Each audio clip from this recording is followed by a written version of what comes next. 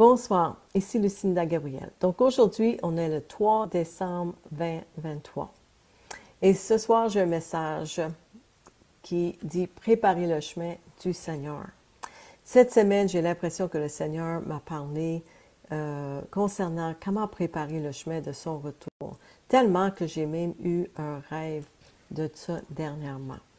Donc, ouais, dans mon rêve, j'ai rêvé. Donc, j'ai rêvé dans mon rêve que le Seigneur m'a dit « J'arrive, j'arrive ». Il n'a pas dit « J'arrive bientôt », il dit « J'arrive ». Puis c'était imminent, je le sentais tellement fort dans mon rêve, c'était comme là. Tout le monde, on était dans l'attente.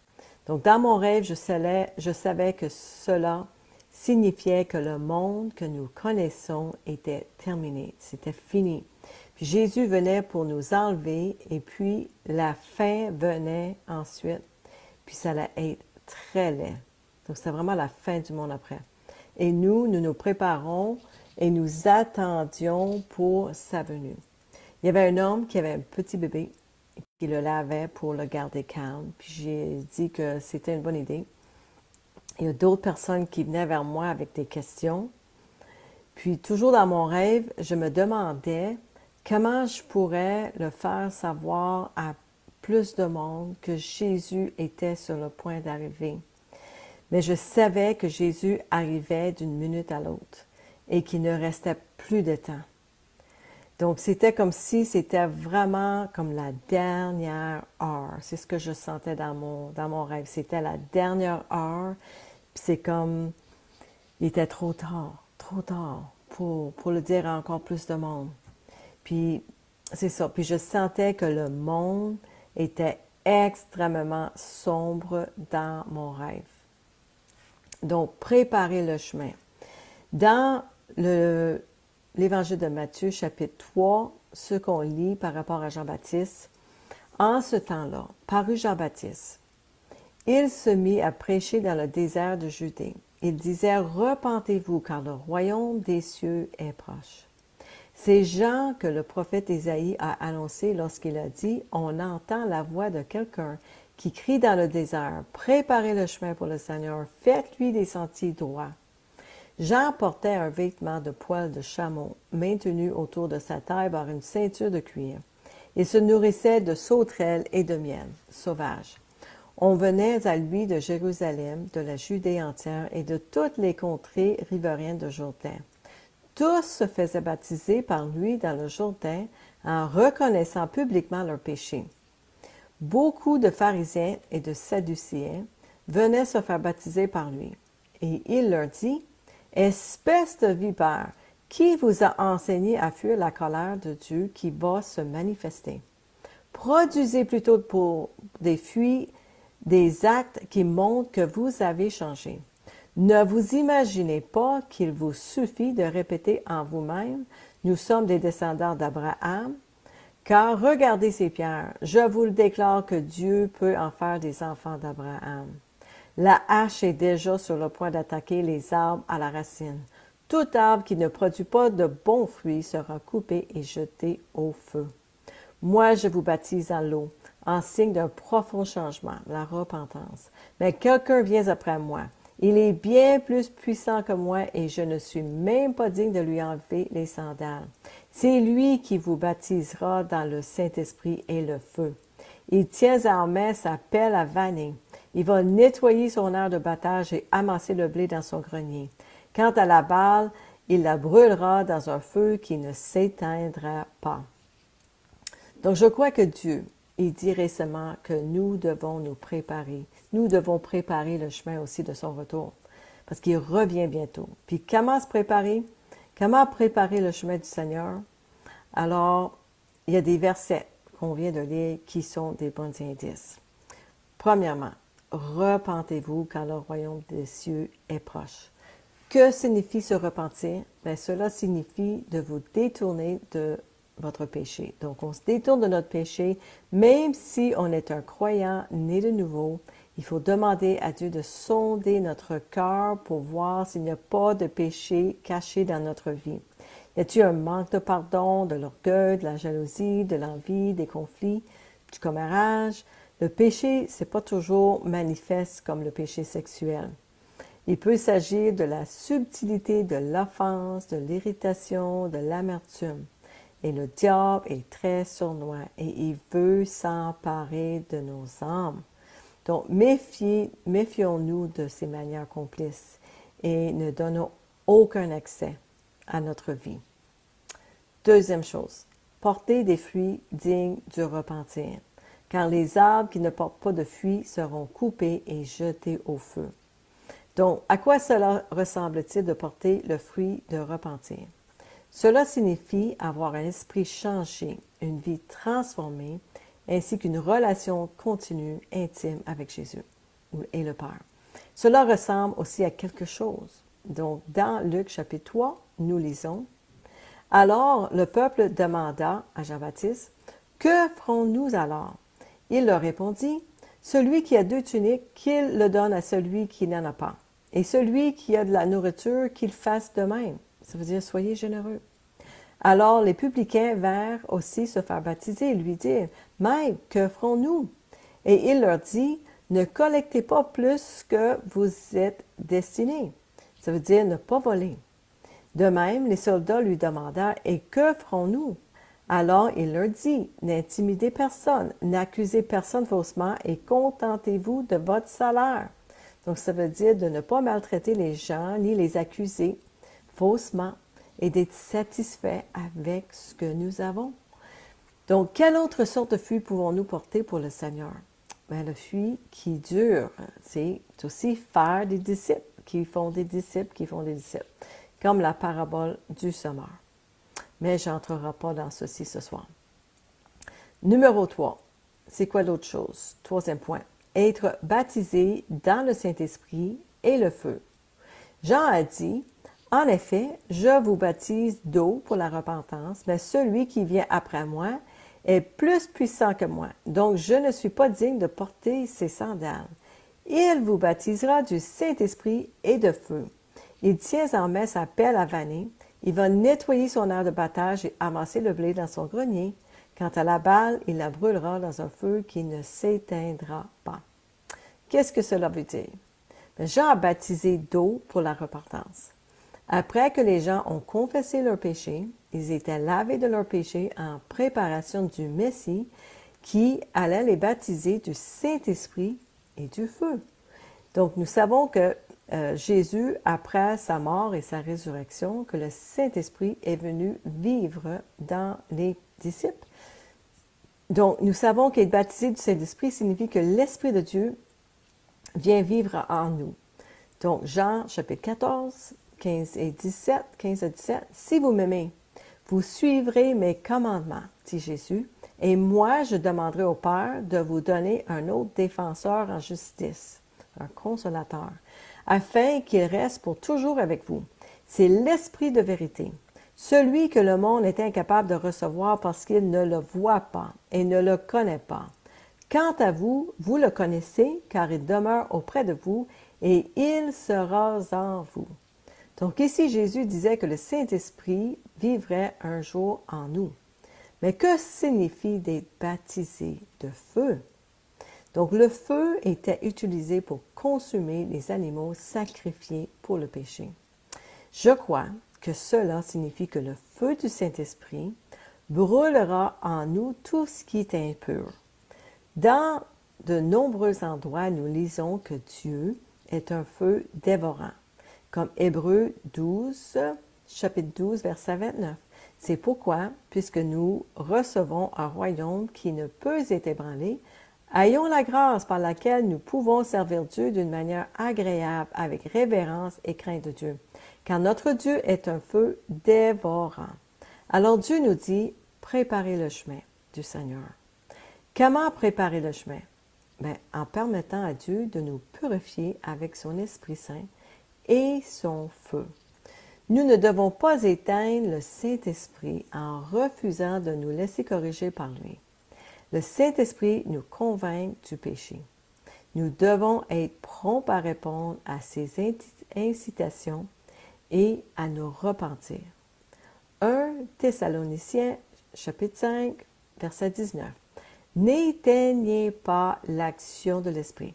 Ne méprisez pas les prophéties. Au contraire, examinez toutes choses, retenez ce qui est bon et gardez-vous de ce qui est mauvais, sous quelque forme que ce soit. Que le Dieu de paix vous rende lui-même entièrement saint et qui vous garde parfaitement esprit, âme et corps pour que vous soyez irréprochables lors de la venue de notre Seigneur Jésus-Christ. Celui qui vous appelle est fidèle et c'est lui qui accomplira tout cela. Donc, nous lisons ici que c'est le Dieu de paix lui-même qui est le Saint-Esprit qui vit en nous, qui nous sanctifie complètement. Mais nous devons être prêts à l'écouter, à tenir compte de ses directives et à être corrigés et sanctifiés par lui aussi. Donc, ça prend les deux. Il est écrit « N'éteignez pas l'action de l'Esprit ». Qu'est-ce que cela veut dire « éteindre » ? Le mot « éteindre » signifie diminuer l'ardeur, l'intensité de ou de faire cesser d'exister, comme faire cesser d'exister un incendie ou un feu. Donc, on peut éteindre un incendie ou un feu. Ainsi, lorsque nous sommes baptisés d'esprit et de feu, cela signifie que l'Esprit de Dieu vit en nous et nous savons qu'il est aussi un feu dévorant. Il vient nous purifier à l'intérieur. À quoi sert le feu? Bien, pour purifier tout ce qui est impur. Ainsi, le Saint-Esprit qui vit en nous doit nous garder sanctifiés, purifiés et irréprochables lors de la venue de notre Seigneur Jésus-Christ. Lorsque nous faisons ou disons quelque chose de mal, le Saint-Esprit s'empresse de nous convaincre de notre péché.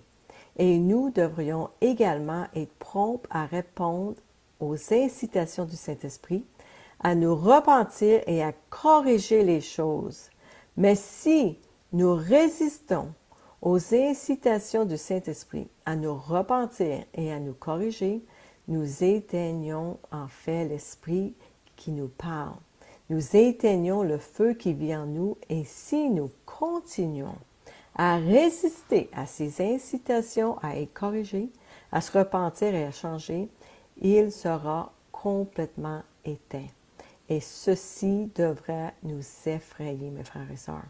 Paul a dit, travaillez à votre salut avec crainte et tremblement.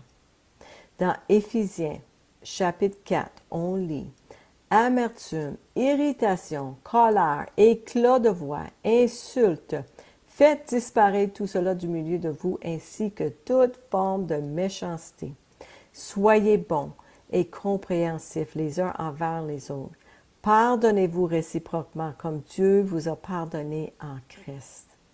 Alors, n'éteignons pas le Saint-Esprit en refusant sa correction, en n'étant pas aimables et en ne pardonnant pas aux autres. Ne soyons pas si orgueilleux, orgueilleuses, que nous sommes inenseignables, incorrigibles et entraînés par l'autojustice, ayant une forme de piété, mais niant sa puissance. C'est un piège de l'ennemi, mes frères et sœurs, et cela provient de l'orgueil. Il faut vraiment qu'on fasse attention. 2 Timothée chapitre 3, ça parle des périls à venir. Sache bien que dans la période finale de l'histoire, les temps seront difficiles. Les hommes seront égoïstes, avides d'argent, vantards et prétentieux. Ils parleront de Dieu d'une manière injurieuse et n'auront pas d'égard pour leurs parents. Ils seront ingrats, dépourvus de respect pour ce qui est sacré, sans cœur, sans piété, calomniateurs, incapables de se maîtriser, cruels, ennemis du bien, emportés par leur passion et enflés d'orgueil. Ils seront prêts à toutes les trahisons. Ils aimeront le plaisir plutôt que Dieu. Certes, ils resteront attachés, écoutez ça là, ils resteront attachés aux pratiques extérieures de la piété, de la religion, mais en réalité, ils ne voudront rien savoir de ce qui en fait la force. Détourne-toi de ces gens-là. Donc, qu'est-ce que ça signifie qu'ils resteront attachés aux pratiques extérieures de la piété, mais en réalité, ils ne voudront rien savoir de ce qui en fait la force? Sachez qu'ici, on parle des croyants. On ne parle pas de non-croyants, on parle des croyants. Parce que l'amour qui parle ici, c'est l'amour, c'est ça, de frères et sœurs. Puis ce que ça signifie, qu'ils vont croire en Dieu, mais ils ne croient pas que Dieu puisse réellement les changer pour qu'ils soient aimables, qu'ils soient généreux, humbles, doux, obéissants à l'autorité et reconnaissants, qu'on honore le sacré, qu'on aime, qu'on pardonne, qu'on prie pour les autres, qu'on ait la maîtrise de soi, qu'on soit compatissant, qu'on aime ce que Dieu aime, qu'on soit fidèle, loyal, prudent, un humble serviteur qui aime Dieu, qui a une vraie relation avec Dieu, qui accepte le pouvoir qui peut réellement transformer les gens en personnes pieuses. Donc, rappelez-vous que Galates, chapitre 5, 22-23, c'est écrit « Mais le fruit de l'esprit, c'est l'amour, la joie, la paix, la patience, l'amabilité, la bonté, la fidélité, la douceur, la maîtrise de soi. » Alors si, en tant que croyants, nous n'avons pas les fruits de l'esprit, on n'a pas l'amour, la joie, la paix, la patience, l'amabilité, la bonté, la fidélité, la douceur et la maîtrise de soi, il y a un problème. Il y a un problème. C'est parce qu'on a, à quelque part, on n'a jamais reçu le Saint-Esprit ou qu'on l'a reçu, mais on l'a éteint. À force de ne pas l'écouter pour être corrigé par lui, on l'aurait éteint, puis on n'aurait pas le fruit de l'Esprit. C'est important, mes frères et sœurs, d'avoir les fruits de l'Esprit. Cherchez la face de Dieu. Mettez-vous à genoux, puis demandez au Seigneur vraiment de chercher votre cœur. Si vous avez du péché dans votre vie, puis il faut qu'on lui demande à tous les jours, Seigneur, cherche mon cœur, Seigneur. Je vais prier pour vous maintenant. Père, nous venons à toi aujourd'hui et nous te remercions pour ta grâce qui nous sauve. Nous te remercions pour tout ce que tu as fait pour nous à travers ton Fils Jésus-Christ. Grâce à son sacrifice sur la croix, nous sommes sauvés de nos péchés et nous avons accès à une relation intime avec toi, Père. Nous prions au nom de Jésus pour que nous préparions le chemin du Seigneur en nous repentant quotidiennement de nos péchés et en pardonnant à ceux qui nous ont offensés. Aide-nous, Seigneur, à porter du fruit de repentance et à vivre en paix avec tous et à chercher continuellement ta justice afin que nous puissions voir le Seigneur. Père, ne nous laisse pas éteindre le Saint-Esprit ou rejeter ta correction. Tu es un bon Père et le fait que tu nous corriges signifie que nous t'appartenons et que tu prends soin de nous. Père, puissions-nous ne jamais mépriser ta discipline, mais nous réjouir que tu nous considères dignes de souffrir, sachant que tu corriges un enfant en qui tu prends plaisir. Et donc, Seigneur, je sais que tu prends plaisir en nous. Fais ce que tu veux avec nous, Père, au nom puissant de Jésus-Christ.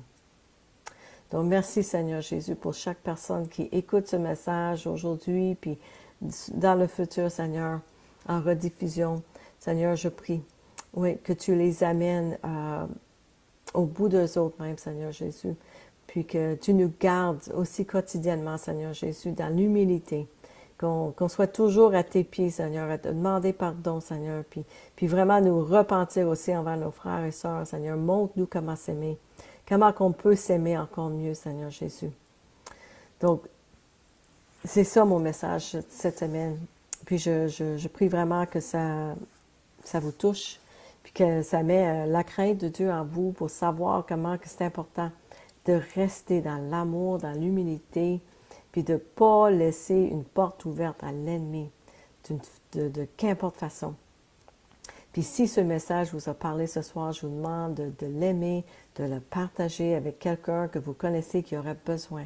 Quelqu'un qui est dans le manque de pardon, qui est dans l'amertume, qui a vraiment besoin d'être ébranlé avec la crainte de Dieu. Parce que Jésus revient.